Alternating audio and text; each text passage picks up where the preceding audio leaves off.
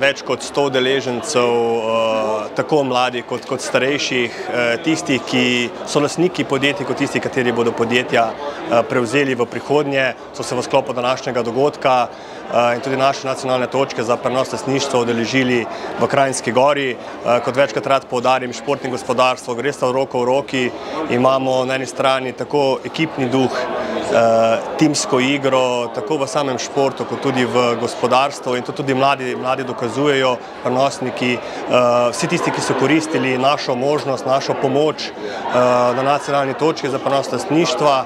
Ključno vprašanje je, kdaj se naj podjetnik začne ukvarjati s tem, zaradi tega, ker je to eno obdobje vsaj 9 do 36 mesecev, čisto iz pravnih, davčnih vidikov, da mi v bistvu pripravimo podjetje do tega, da se lahko preda na naslednika, da se lahko gre v proces prodaje. Dostikrat je treba namreč kakšne delitve ali pa kaj takega narediti. Spirit Slovenija nam je omogočil s vavčerjem, da smo se udeležili delavnice s pomočjo zunanje strokovne pomoči, ki nam je dala nekako, tako rečeno po domače, neko brco, da smo se začeli pogovarjati v tej smeri, da smo se začeli premikati, da smo začeli vzpostavljati neke odnose, neke definirati vloge v podjetju, da bo potem kasneje, ko se bo oče ustanovitelj odmaknil, čim bolj lažje ta prenos tega lastništva. Mi smo šli v bistvu čez celoten postopek Spirit, od svetovanja pri Leonidiju v Obrtni zbornici do